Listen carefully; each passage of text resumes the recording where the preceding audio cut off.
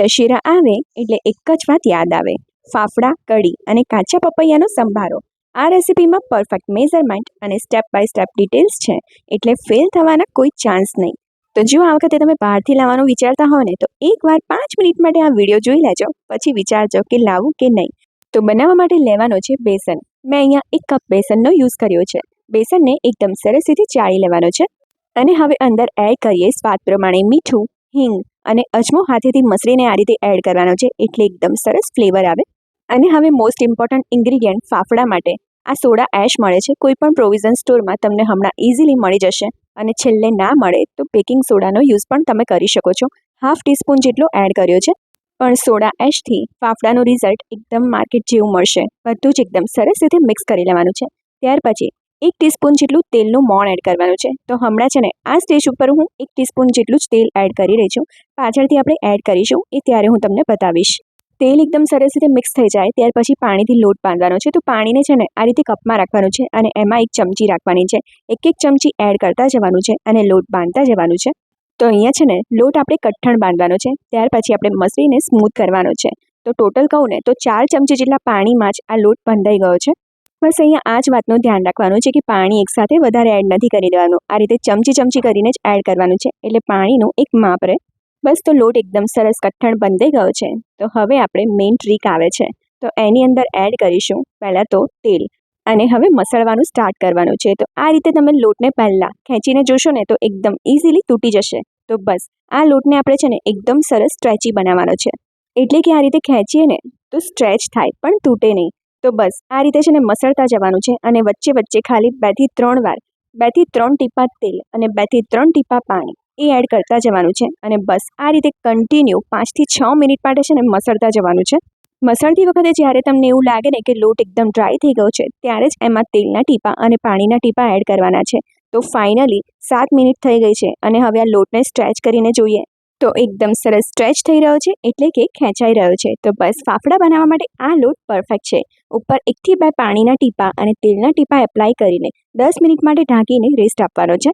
ફાફડાની ઉપર સ્પ્રિંકલ કરવા માટે એક મસાલો બનાવવાનો છે. તો એના માટે મરી પાવડર અને પિંચ હિંગને મિક્સ કરી લેવાની છે. તો આ મસાલાથી ફાફડા ખાવામાં વધારે ટેસ્ટી બનશે. લોટને આપણે 10 મિનિટ માટે રેસ્ટ આપી દીધો છે. તો હવે છે ને ફરીથી એકવાર મસળી લેવાનો છે. તો મારી પાસે અહીંયા લાકડાનું ચોપિંગ બોર્ડ છે, એ લીધું છે. તમારી પાસે પાટલી હોય તો એનો પણ યુઝ કરી શકો છો, કે ડાયરેક્ટ કિચન પ્લેટફોર્મ ઉપર પણ તમે આ પ્રોસેસ કરી શકો છો. આપણે પૂરી બનાવવા માટે જે સાઇઝના લુવા કરીએ ને, બસ એ જ સાઇઝના લુવા અહીંયા કરવાના છે અને આ શેપના રાખવાના છે. હથેળીનો આજુબાજુ જે ઉપસેલો ભાગ છે ને એ નહીં, પણ વચ્ચે આ જે ખાડાવાળો ભાગ છે ને એને લુવા ઉપર આ રીતે મૂકવાનો છે અને પ્રેશર સાથે સ્ટ્રેચ કરવાનું છે. 1-2 વાર પ્રેક્ટિસ કરશો ને તો એકદમ સરસ પરફેક્શન આવી જ જશે. બસ તો આ રીતે મેં છે ને અહીંયા બધા જ ફાફડા રેડી કરી દીધા છે. હાથમાં કે પછી ચોપિંગ બોર્ડ ઉપર લોટ ચોંટે ને તો આ રીતનો તવેથો એક રેડી રાખવાનો છે સાઈડમાં. એનાથી ચોંટેલો લોટ આપણે ઇઝીલી કાઢી શકીએ અને ફાફડા ઇઝીલી વણી શકીએ. તો આ નાની નાની બાબતો છે, પણ ધ્યાન રાખીએ ને તો એકદમ પરફેક્શન સાથે આપણા ફાફડા રેડી થઈ જાય છે. જે સાઈડથી ફાફડા ખેંચ્યા હોય ને એ સાઈડથી પાતળી પટ્ટીવાળું આ રીતનું ધારવાળું ચપ્પુ લેવાનું છે. આ રીતે નીચે ફેરવશો ને એટલે ફાફડા એકદમ સરસ રીતે નીકળી જશે. તો મેં આ રીતે ઘણા બધા ફાફડા તૈયાર કરી લીધા છે અને એક થાળી છે ને એને ઊંધી કરીને બધા જ ફાફડા એની ઉપર રાખ્યા છે. એટલે બસ ખાલી તળવાની વાત રહે. તો ફાફડા તળવા માટે તેલને મીડિયમ ગરમ કરવાનું છે.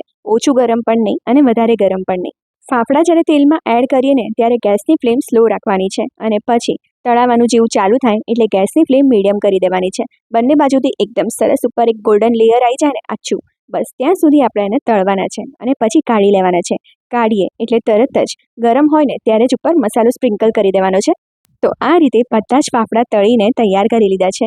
એની ઉપર મસાલો પણ સ્પ્રિંકલ કરી દીધો છે. તો ફાફડા તૈયાર છે. તો એની સાથે મરચાં તો જોઈશે જ ખાવા માટે. તો તેલ ગરમ છે તો સાથે સાથે મરચાં પણ એકદમ સરસ રીતે તળી લઈએ. ફાફડા સાથે ખાવા માટે એકદમ ટેસ્ટી કઢી બનાવીએ. તો આ કઢી છે ને આપણે રેગ્યુલર બનાવીએ ને એના કરતાં એકદમ અલગ બનતી હોય છે. તો એક બાઉલમાં બેસન અને પાણી મિક્સ કરવાનું છે.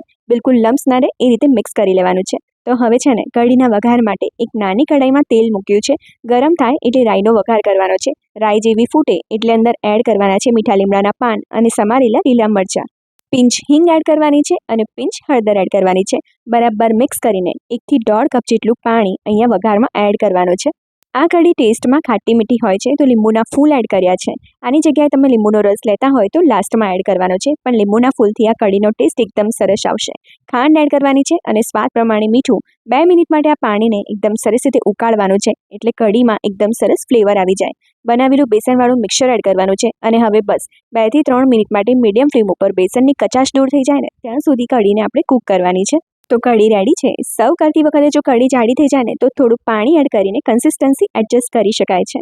તો હવે પપૈયાનો સંભારો બનાવીએ. તો અહીંયા મેં કાચું પપૈયું લીધું છે, એની છાલ કાઢી લેવાની છે. જો થોડો પણ ગ્રીન પાર્ટ રહી જશે ને તો ખાવામાં સંભારો છે ને થોડો કડવાશવાળો લાગશે. હવે એને છે ને ખમણી લેવાનું છે. તો ટોટલ અડધા કપ જેટલી પપૈયાની છીણ તૈયાર કરી છે. એની અંદર એડ કરવાનું છે કાશ્મીરી લાલ મરચું, ધાણા જીરું પાવડર, હિંગ એડ કરવાની છે, સમારેલા લીલા મરચાં અને સમારેલી કોથમીર એડ કરવાની છે. લીંબુનો રસ એડ કર્યો છે અને સ્વાદ પ્રમાણે મીઠું. અહીંયા તમારે સ્વીટનેસ જોઈતી હોય તો થોડી ખાંડ પણ એડ કરી શકો છો. બરાબર મિક્સ કરી લેવાનું છે. તો બસ રેડી છે દશેરા સ્પેશિયલ કોમ્બો ફાફડા, કઢી અને કાચા પપૈયાનો સંભારો.